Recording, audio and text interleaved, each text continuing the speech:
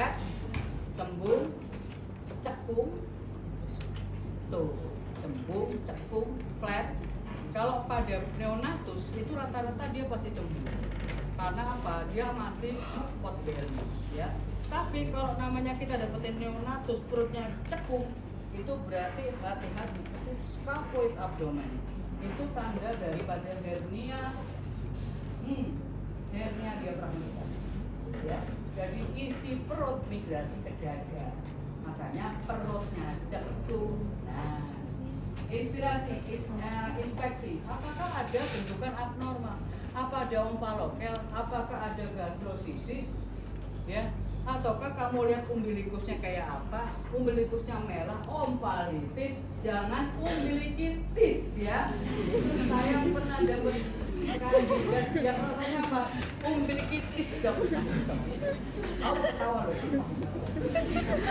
Apa deh? Umbilikitis dok. Narpo. Ya. Ompalitis saya ya. Karena mentang-mentang umbilikus kok tambahin kitis ya. Oke ya. Nanti kalau ada inflamasi penitis. Oke ya. Jadi lihat di sini umbilikusnya gimana? Merah, meradang, bau, ada nanah, berarti ada kemungkinan ini ompalitis ya. Terus kemudian kamu lihat dinding perutnya gimana? Mengkilat seperti balon mau meledos, mengkilat berarti ada suatu tension yang tinggi di bawah.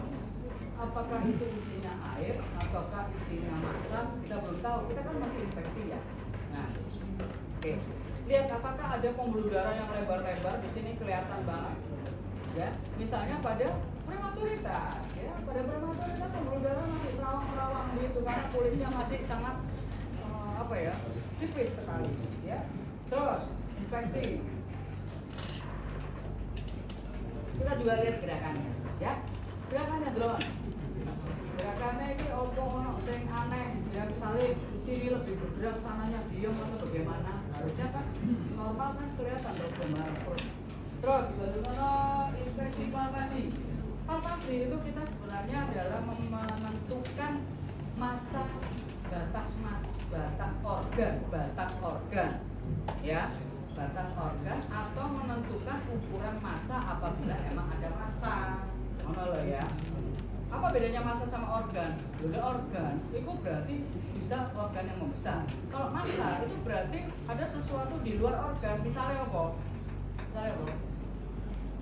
Misalnya apa? Feses yang menumpuk, massa. Ya, pekolik pada orang yang konstipasi. Ya, brojol, waduh ada tumor, ikut tae.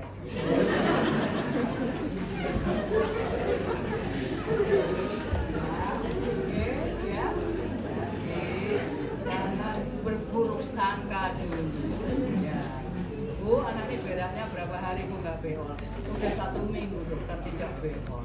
Oh ya pantas ya. Di sini bronjal ya. Oke, sekarang bagaimana kita melakukan palpasi kembali lagi, kuku nggak boleh panjang ya. Mempalpasi itu jangan kita memakai ujung jari karena kita kan tendensius banget. Pakailah ini. Jadi misalnya seperti ini. Palpasi itu kita bisa manual, bisa bimanual. Kalau bimanual itu ada di bawah ini kita kasih alas dari kita, terus kita lakukan penekanan seperti itu. Apakah tanganmu yang sini itu merasa ada semacam barang yang menekan, misalnya pada pembesaran dari ginjal, ya, jadi floating bisa begini, ya. Nah, aku tekan begini, apakah memang dia ada istilahnya menekan? Tapi kalau untuk hepar itu kita ada beberapa poin-poin titik. Satu, prosesus sifoideus. Yang kedua, ini costa bagian bawah. Costa bagian bawah kamu ambil di pertengahan. Taunya di pertengahan mana? Ini ada papila, kamu tarik garis lurus ke bawah. Ini kamu ambil daerah costa sama daerah yang paling tinggi sendiri, axial line. Ya. Jadi poinnya ada 1, 2, 3. Oke, itu kalau kita pakai palpasi. Pakai perkusi juga bisa, cuman saya nggak suka. Ya, jadi tekanlah mulai dari atas terlebih dahulu. Itu karena ini manekin ya tidak depan. Jadi kita menekannya begini, pelan-pelan dari atas, dari bawah ke atas sampai batas kamu meraba prosesus sampai parketnya lagi ke umbilikus, straight.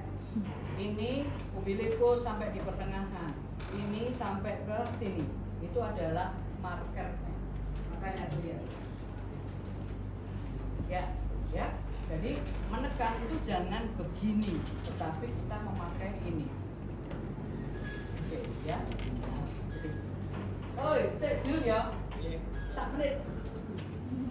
Oke, terus habis itu sama juga dengan klien. Jadi kalau klien itu kita pakai sekitar 0, 4 sama 8. Umbilikus itu 4, di sini 11 itu 8. Sama ya, kita tangannya seperti ini, kita bisa menggunakan ya.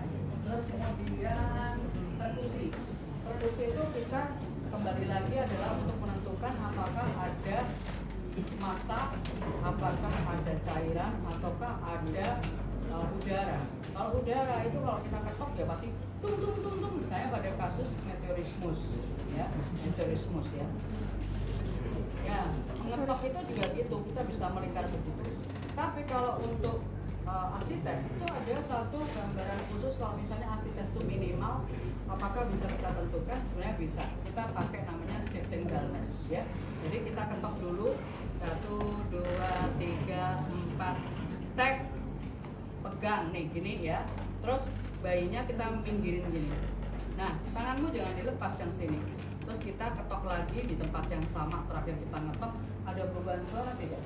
Kalau dia yang tadinya redup terus kemudian dia jadi nyaring, berarti ada suatu cairan yang bergeser karena sesuai dengan gravitasi ya. Jadi itu namanya shifting dullness positif, berarti ada asites ya.